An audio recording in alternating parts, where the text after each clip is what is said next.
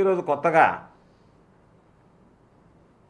నా మీద దాడి చేయడంతో పాటు పాపం ఏమాత్రం సంబంధం లేనటువంటి అధికారుల మీద, కలెక్టర్ స్థాయి, ఎస్పీ స్థాయి, ఐఏఎస్ ఐపీఎస్ అధికారుల మీద వాళ్ళని టార్గెట్ చేస్తూ నిన్న సమావేశం ఏర్పాటు చేయడం జరిగింది.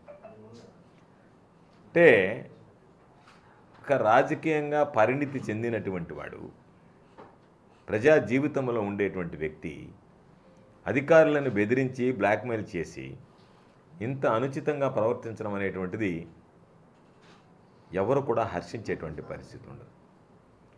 చాలా సందర్భాలలో ఈ జిల్లాకు సంబంధించి మేము ప్రతిపక్షంలో ఉన్నాం, కలెక్టర్ల మీద, ఎస్పీల మీద తీవ్రమైనటువంటి విమర్శలు చేసినటువంటి సందర్భాలు ఉన్నాయి.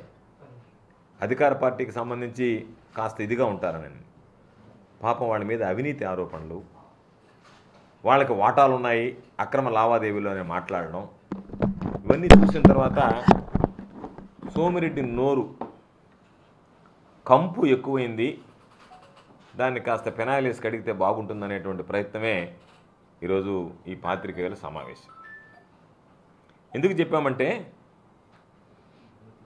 చంద్రమోహన్ రెడ్డి కొన్ని విషయాలు మాట్లాడాడు నిన్న. నేను సూటిగా ఒక మాట అడుగుతున్నాను నిన్ను, క్వాడ్జి మైన్ మీద, సరే నీ మీద మిగతా వచ్చే ఆరోపణలు మళ్ళీ మాట్లాడదాం. సైదాపురంలో అక్రమ క్వాడ్జి మైనింగ్ జరిగినప్పుడు నువ్వేం మాట్లాడావు? నాకు వాటా ఉంది అన్నావు. నేను అనేక సందర్భాల్లో నిన్ను అడిగా, నా వాటా ఉంది అన్నావు కదా, ఎందుకు గమ్ము అయిపోయావు అని. నేను ఎన్నికలు వచ్చాయి కాబట్టి నిన్న సైదాపురం పేరు కూడా ఎత్తాడు. నేను నిన్ను డిమాండ్ చేసేది నువ్వు చెప్పావు, ఏమన్నావు? రేపు మా ప్రభుత్వం వస్తుంది, మా ప్రభుత్వం వచ్చిన మాయనే విచారణ, నువ్వు గెలిచేది లేదు, నీ ప్రభుత్వం వచ్చేది లేదు, కాబట్టి విచారణ జరగదు దాని మీద. పాప నువ్వు అనుకున్నట్టుగా నీకు చిత్తశుద్ధి ఉంటే ఎలక్షన్ కమిషన్కి పెడతానన్నాడు. ఎలక్షన్ కమిషన్కి వద్దు, ఈ జిల్లాలో జరిగినటువంటి క్వాడ్జి మైనింగ్ మీద నీకు చిత్తశుద్ధి ఉంటే, నీకు ధైర్యం దమ్ము ఉంటే నువ్వు సిబిఐ విచారణ కోరగలవా? సింపుల్ కదా. విచారణ మీద, అవినీతి మీద విచారణ జరగాలి కదా. నా పాత్ర ఉందా, నీ పాత్ర ఉందా, ఇంకొకరి పాత్ర ఉందా, ఎవరి పాత్ర ఉందా అనేటువంటిది తేలాలి కదా. తేలాలన్నప్పుడు రేపు నువ్వు అధికారంలోకి వచ్చిన తర్వాత నీ అధికార పార్టీతో నేను చేయిస్తానంటే నువ్వు రాలేవు కదా. చంద్రబాబు ముఖ్యమంత్రి అయ్యేది లేదు, నువ్వు గెలిచేది లేదు, నీకు వచ్చేది లేదు, ఎందుకు పాపం కాలయాపన? కాబట్టి ఎన్నికల లోపలనే నువ్వు సిబిఐ విచారణకు సిద్ధపడి, ఇదిగో ఈ మొత్తం మీద ఈ జిల్లాలో జరిగినటువంటి అక్రమ మైనింగ్ మీద అన్నీ రాద్దాం, ఇబ్బంది ఏం లేదు. నీకు అక్రమ మైనింగ్ అని చెప్పేటువంటి దాని మీద నువ్వు సిబిఐ విచారణకు సిద్ధమా అనేటువంటిది నువ్వు స్పష్టత చేస్తే ఖచ్చితంగా నేను చెప్తా, అయ్యా సిబిఐ విచారణ జరిపించండి. ఎందుకంటే నేను నీలాగా చిల్లర కొట్టి చిల్లర కాసులు కక్కుర్తి పడేటువంటి వాడిని కాదు.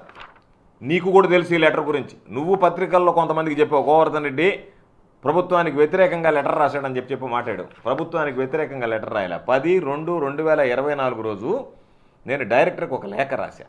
ఏమని రాశానంటే, దీనికి సంబంధించి కొన్ని పేపర్ కటింగ్లు, కొంతమంది అలిగేషన్స్ చేస్తున్నారు, దీని మీద పూర్తి స్థాయి విచారణ జరపండి అని చెప్పి 10/2/2024 రోజు నేను రాసినటువంటి లేఖ, ఇది ఈనాడు పత్రికలో కూడా వచ్చింది. 10/2/2024 నేను రాసినటువంటి లేఖని ప్రభుత్వం మీద మంత్రిగా ఉన్నటువంటి వాడు రాశాడు అని చెప్పాడు. ఆ ధైర్యం నాకుంది, ఆ దమ్ము నాకుంది, ఆ నీతి నా దగ్గర ఉంది, ఆ నిజాయితీ నా దగ్గర ఉంది.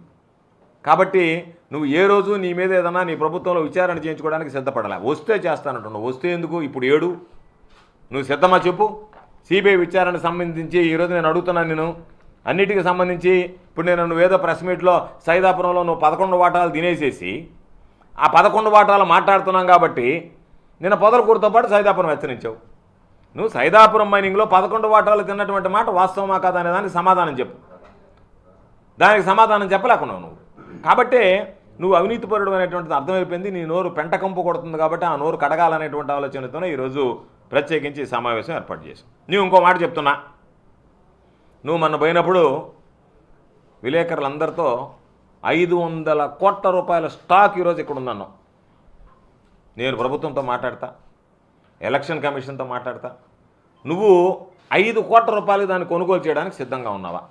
2 సున్నాలు కొట్టేద్దాం, 2 సున్నాలు కొట్టేద్దాం. 500 కోట్ల రూపాయలు అన్నావు అక్కడ. నీ బ్రతుకు నీతి నిజాయితీ అనేటువంటి బ్రతుకైతే నీ బ్రతుకులో నీతి నిజాయితీ ఉంటే నువ్వు చెప్పినటువంటి మాట మీద నిలబడతావా? 500 కోట్లు అన్నావు.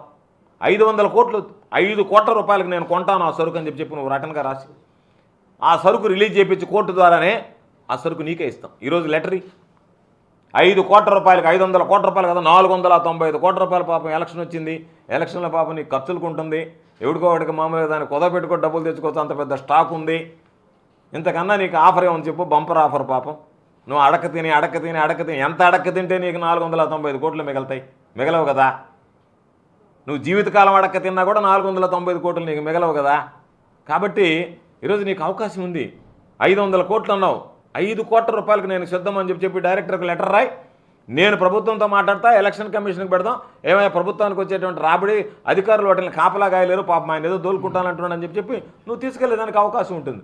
నువ్వు ఆ చిత్తశుద్ధి ఉంటే నువ్వు ఒక మనిషిని పెట్టుకో అక్కడ, ఎవరన్నా మళ్ళీ వేరే వాళ్ళు ఎత్తకపోకుండా పెట్టి నువ్వు ఆ విధంగా ఉంటే చెప్పు.